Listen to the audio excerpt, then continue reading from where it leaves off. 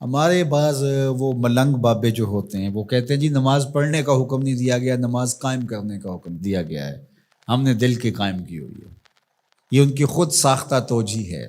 نماز قائم کرنے کا حکم اہل ایمان کو دیا گیا حضور کی وساطت سے، اور حضور علیہ السلام کو حکم دیا گیا کہ نماز قائم کریں، تو آقا کریم علیہ السلام سے بہتر اس کا مفہوم کون سمجھ سکتا ہے؟ تو آقا کریم نے رکوع اور سجود والی نماز پڑھی اور قیام نماز کا عملی اظہار لوگوں کے سامنے رکھا، پھر اس کے اندر کیفیت کس قدر ہو تو یہ پھر جتنی قربت اللہ کی بندے کو نصیب ہوگی اس قدر وہ آگے بڑھتا چلا جائے گا۔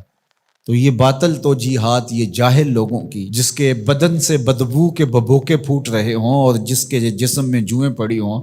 اور جس نے 6 سال سے غسل نہ کیا ہو، وہ اس اعتماد سے کہہ رہا ہوتا ہے ہم نے قائم کی ہوئی ہے، ہم نے دل کی قائم کی ہوئی ہے۔ اللہ اکبر۔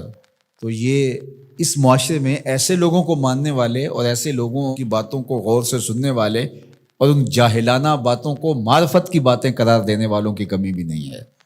تو اللہ تعالیٰ جل شانہ سے ہدایت مانگنی چاہیے کہ اللہ ہمیں ہدایت کا نور نصیب فرمائے۔ تو اقامت نماز سے کیا مراد ہے؟ اس کی فرائض کے ساتھ ادا کرنا، یا پھر رکوع سجود تلاوت کا اتمام اور اس میں خشوع کا اور خضوع کا اظہار اور اس میں مکمل ڈوب جانا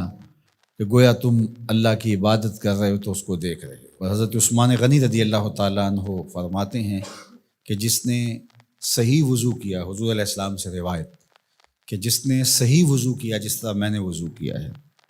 اور 2 رکعت پڑھی اور اس میں اس کو کسی غیر کا خیال نہ آیا، تو اللہ تعالیٰ اس کے پچھلے سارے گناہ معاف کر دیتا ہے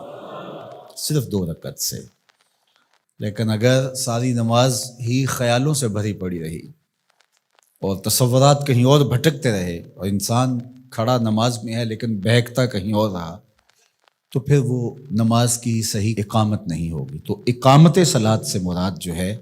وہ یا تو اس کو فرائض و واجبات کے ساتھ ادا کرنا، اور دوسرا مفہوم کے خشوع کے ساتھ پورے اراکین کا اعتدال اور اتمام، تو دونوں اس کے مفہوم بیان فرمائے گئے ہیں۔ تو ظاہر ہے کہ ابتدا کے اندر تو کوشش ہوگی کہ فرائض واجبات پورے ہو جائیں، تو وہ خشوع اگر نہیں بھی حاصل ہو پایا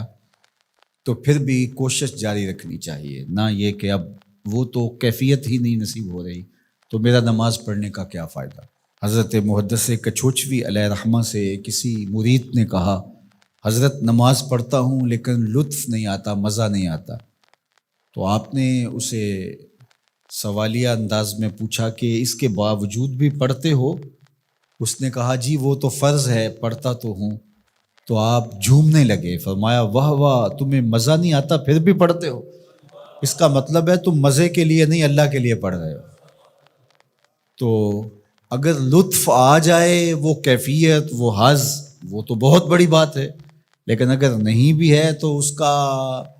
فریضہ تو ہے اس کی طرف سے جو عائد ہوتا ہے، تو وہ شکل بنا کے تو کھڑے ہوں، وہ صورت بنا کے تو کھڑے ہوں، تو کسی دن وہ کیفیت بھی پیدا ہو جائے گی۔ خورش دے بدر را جو کب کو حمام کہ یک روز افتد ہمائے بادام۔ سعدی شیرازی فرماتے ہیں کہ دانے ڈالتا رہے، چوغا ڈالتا رہے، کبھی کبوتر آئے گا، کبھی کوا آئے گا، کبھی کوئی اور فاختہ آ جائے گی، لیکن کسی دن وہ بھی آ جائے گا جس کے لیے تم یہ سب کچھ کر رہے ہو۔ تو اس لیے محنت کو جاری رکھو، کوشش کرتے رہو، تو ایک دن انشاءاللہ اس کیفیت میں بھی چلے جاؤ گے۔ دروازہ کھٹکھٹانا چھوڑنا نہیں ہے، دستک دیتے رہو، کبھی تو بوا کھلے گا نا، کبھی تو آواز آئے گی کھلا ہے دروازہ آ جاؤ اندر، پھر اندر سرور کی وادی ہوگی، کیف کا جہاں آباد ہوگا۔